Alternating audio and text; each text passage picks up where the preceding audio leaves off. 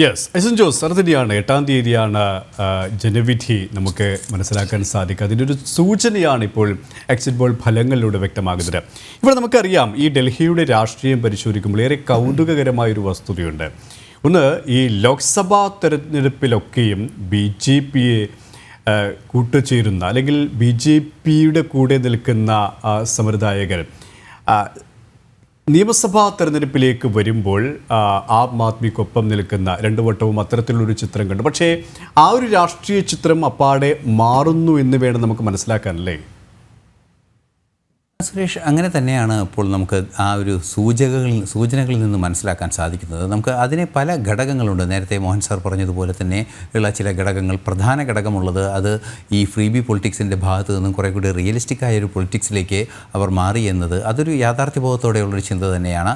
മറ്റൊരു പ്രധാന വിഷയം എന്ന് പറയുന്നത് നിയമപരമായ ഈ നമുക്ക് മനസ്സിലാക്കേണ്ടത് ഏറ്റവും പ്രധാനപ്പെട്ടത് ഈ അഴിമതിയുടെ വിഷയം തന്നെയാണ് എന്നതും ഒരു യാഥാർത്ഥ്യം കൂടിയായി നിലനിൽക്കുന്നുണ്ട് എന്നതൊരു മറ്റൊരു വസ്തുതയാണ്. അഴിമതിയില്ലാത്ത ഒരു ഭരണ സംവിധാനം രാജ്യത്തിന് 10 കൊല്ലം കാഴ്ചവെച്ച ഒരു പ്രധാനമന്ത്രി നിയമസഭാ തെരഞ്ഞെടുപ്പിൽ അദ്ദേഹത്തിൻ്റെ തട്ടകം കൂടിയായ അല്ലെങ്കിൽ പ്രധാനമന്ത്രി തൻ്റെ പ്രവർത്തന മേഖല കൂടിയായ ഓഫീസൊക്കെയുള്ള പ്രദേശത്തു കൂടി കൃത്യമായി വന്ന് അദ്ദേഹത്തിൻ്റെ നിലപാടുകൾ പറയുന്നു എന്ന് പറയുമ്പോൾ ആ ആശയം കൃത്യമായി ഉൾക്കൊള്ളാൻ സാധിക്കുന്നു ജനതയ്ക്ക് എന്നത് തെളിവ് തന്നെയാണ്. നമുക്കറിയാം ഈ കഴിഞ്ഞ തെരഞ്ഞെടുപ്പിലും 7 സീറ്റുകൾ പ്രധാനമന്ത്രിക്ക് 7 സീറ്റ് MP-മാരെ നൽകിയ ഒരു പ്രദേശം കൂടിയാണ് ഡൽഹി. അതിൻ്റെ ആ ഒരു എന്താണ് പറയുക, ഒരു ടെൻഡൻസി അല്ലെങ്കിൽ ആ ഒരു കൺസിസ്റ്റൻസി അതുപോലെ നിലനിന്നിരിക്കുന്നു എന്നത് ഒരു യാഥാർത്ഥ്യം തന്നെയാണ്. കാരണം വളരെ ചെറിയൊരു കാലഘട്ടം മാത്രമാണ് ഇപ്പോൾ കഴിഞ്ഞിരിക്കുന്നത്. മാസങ്ങൾ മാത്രം കഴിഞ്ഞ ഒരു സാഹചര്യത്തിൽ ആ ഒരു ട്രെൻഡ് അവിടെ നിലനിൽക്കുന്നുണ്ട് എന്നതൊരു യാഥാർത്ഥ്യം തന്നെയാണ്. അതുപോലെ തന്നെ മറ്റു പല വിഷയങ്ങളും ഈ കൗതുകത്തോടെ നിരീക്ഷിക്കേണ്ട ചില വിഷയങ്ങൾ ഈ തെരഞ്ഞെടുപ്പിലുണ്ട് എന്നാണ് എനിക്ക് തോന്നുന്നത്. കുറേ കൂടി കൃത്യമായി നമുക്ക് മോഹൻ സാറിനൊക്കെ അത് നിർവചിക്കാൻ സാധിക്കുമെന്ന് തോന്നുന്നുണ്ട്.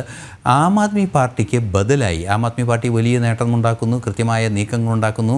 അത് വലിയ തോതിൽ 65-ലേറെ സീറ്റുകളൊക്കെ നേടി 2ാം തവണയും അധികാരത്തിലെത്തിയിരിക്കുന്ന ഒരു സാഹചര്യത്തിൽ നിന്നും അത് പിന്നോട്ട് പോകുമ്പോൾ അവിടെ റീപ്ലേസ് ചെയ്യുന്നതിനെ നേരത്തെ ഉണ്ടായിരുന്ന ഗ്രാൻഡ് ഓൾഡ് പാർട്ടിക്ക് സാധിക്കുന്നില്ല. അത് സാധിക്കാതെ തന്നെ പോകുന്നു എന്ന ഒരു വലിയ വിഷയം നമുക്ക് നേരിട്ട് കാണാൻ സാധിക്കുന്നുണ്ട്.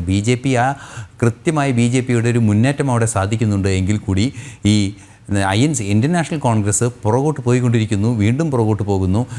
ഈ തവണയും അതായത് നമുക്കറിയാവുന്നതാണ് 6.5% മുതൽ 8% വരെ വോട്ട് ഷെയർ ലഭ്യമാകാനുള്ളൊരു സാധ്യത മാത്രമാണ് കോൺഗ്രസ്സിനുള്ളത് എന്ന് പറയുമ്പോൾ വിന്നബിൾ സീറ്റ് ലഭ്യമാകുന്ന ഒരു ഭൂരിപക്ഷത്തിനോ അല്ലെങ്കിൽ ഒരു വോട്ട് ഷെയറിനോ സാധ്യതയില്ല എന്ന് പറയുമ്പോൾ ഒരു പാർട്ടി കാണെ ഇല്ലാതായി പോയിക്കൊണ്ടിരിക്കുന്നു. അത് തീർത്തും ഇല്ലാതായി പോയിക്കൊണ്ടിരിക്കുന്നു എന്ന രാഷ്ട്രീയ പ്രസക്തമായ ഒരു രാഷ്ട്രീയം അവിടെ നിലനിൽക്കുന്നുണ്ട്.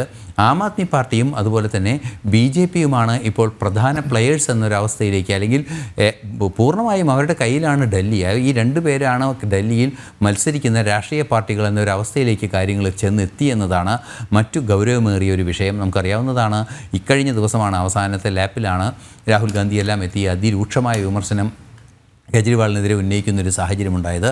അവിടെയും ഒരു ധാർമ്മിക പ്രശ്നം ഉയർന്നു വരുന്നുണ്ടായിരുന്നു.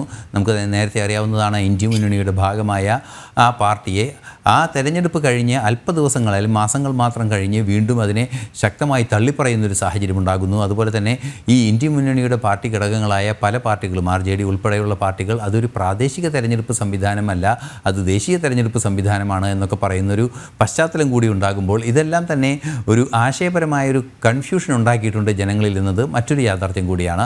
മറ്റു പ്രധാന വിഷയങ്ങളാണ് ഇവിടെ സംസാരിച്ചതെല്ലാം തന്നെ ഫ്രീ ബീസിൻ്റെ ഇടപെടലും അത്തരത്തിലുള്ള പ്രശ്നങ്ങളും. മറ്റൊരു പ്രധാന വിഷയം സിഖ് കമ്മ്യൂണിറ്റി വളരെ കൃത്യമായ സ്വാധീനം പുലർത്തുന്ന ഒരു പ്രദേശമാണ്. നമുക്കറിയാം നിരവധി സിഖ് മതവിശ്വാസികളുള്ളൊരു പ്രദേശമാണ്. 84-ലെ സിഖ് വിരുദ്ധ കലാപം തൊട്ട് ഈ സിഖുകാരോട് എന്താണ് നിലപാട് കോൺഗ്രസ് എടുത്തത് എന്നതെല്ലാം തന്നെ ഡൽഹിയിൽ നേരിട്ട് കണ്ട നിരവധി പേരെ നമുക്ക് കാണാൻ സാധിക്കും. ഡൽഹിയിലൊക്കെ സഞ്ചരിക്കുകയാണെങ്കിൽ നിരവധി സിഖ് വിരുദ്ധ കലാപത്തിന് ഇരയായവരെ കാണാൻ സാധിക്കും. അത്തരത്തിലുള്ള ആളുകളുടെ ഒരു സാന്നിധ്യമുള്ള അല്ലെങ്കിൽ അത്തരത്തിൽ ഒരു കൊടിയ ദ്രോഹം അനുഭവിച്ച ഒരു സാഹചര്യം നിലനിൽക്കുന്ന പ്രദേശത്ത് കോൺഗ്രസിനെ ഒരു അകലത്തിൽ നിർത്തുക എന്നൊരു നീക്കം അത് കുറേ കൂടി ശക്തമായി ഉണ്ടാകുന്നുണ്ട് എന്നുകൂടി നമുക്ക് മനസ്സിലാക്കാൻ സാധിക്കുന്നുണ്ട്. അതുപോലെ തന്നെ ഡൽഹിയുടെ പ്രാന്തപ്രദേശങ്ങളിലുള്ള ഭൂ ഉടമകൾ ജാട്ടുകളും അതുപോലെ ഗുജ്ജറുകളും എല്ലാം തന്നെ ഈ കൃത്യമായ ഒരു രാഷ്ട്രീയ നിലപാട് സ്വീകരിക്കുമ്പോൾ അത് കോൺഗ്രസിനെ മാറ്റി നിർത്തിക്കൊണ്ടുള്ള ഒരു രാഷ്ട്രീയ നിലപാടിലേക്ക് പോകുന്നു എന്ന ഒരു ഒരു സ്റ്റാറ്റിസ്റ്റിക്കൽ ഒരു പൊളിറ്റിക്സ് അവിടെ നിലനിൽക്കുന്നു എന്നതാണ് മറ്റൊരു പ്രധാന പ്രശ്നം. അത്തരത്തിൽ 3-4 വിഷയങ്ങൾ കോൺഗ്രസിനെ പിന്നോട്ടടിക്കുന്നുണ്ട്. സ്വാഭാവികമായും നേരത്തെ നമ്മൾ പരാമർശിച്ച ആം ആദ്മി പാർട്ടിയുടെ അഴിമതി, ഭരണത്തിലെ അഴിമതി, വാഗ്ദാനങ്ങളുടെ ലംഘനം, അതുപോലെ തന്നെ നിരവധിയായ അത്തരത്തിലുള്ള പ്രശ്നങ്ങൾ, മാത്രമല്ല നേരിട്ട് സാധാരണ മനുഷ്യർ നേരിട്ട വലിയ പ്രശ്നങ്ങളുണ്ടായിരുന്നു ഡൽഹിയിൽ. അത് പൊല്യൂഷൻ ഉണ്ടായിരുന്നു, അന്തരീക്ഷ മലിനീകരണം ഉണ്ടായിരുന്നു, നേരത്തെ പറഞ്ഞ പോലെ യമുനയുടെ മലിനീകരണം ഉണ്ടായിരുന്നു. ഇതിനൊക്കെ എന്തെങ്കിലും ന്യായീകരണം പറഞ്ഞ് അത് രക്ഷപ്പെടാനുള്ളൊരു നീക്കം നടത്തി എന്നല്ലാതെ അതിലൊന്നും ഒരു ശാശ്വത പരിഹാരത്തിനുള്ളൊരു ശ്രമം കാര്യമായി ഉണ്ടായില്ല എന്നതൊരു യാഥാർത്ഥ്യം തന്നെയാണ്. ഇതെല്ലാം തന്നെ പ്രതികൂല ഘടകങ്ങളായ ആം ആദ്മി പാർട്ടിക്ക് വന്നപ്പോൾ അനുകൂലമോ പ്രതികൂലമോ ആയ ഘടകങ്ങളില്ലാത്തൊരവസ്ഥയിൽ കോൺഗ്രസ് നിലനിൽക്കുന്നു എന്നതാണ് ഏറെ സവിശേഷമായൊരവസ്ഥ. ആദ്യത്തെ തെരഞ്ഞെടുപ്പ് 10 വർഷം മുമ്പ് നടന്ന നിയമസഭാ തെരഞ്ഞെടുപ്പ് തൊട്ട് ഇപ്പോൾ നടക്കുന്ന തെരഞ്ഞെടുപ്പിലും കോൺഗ്രസ് അപ്രസക്തമായിരിക്കുന്നു ഡൽഹിയിൽ എന്നത് അതീവ ഗൗരവത്തോടെ ചർച്ച ചെയ്യേണ്ട ഒരു വിഷയം തന്നെയാണ്.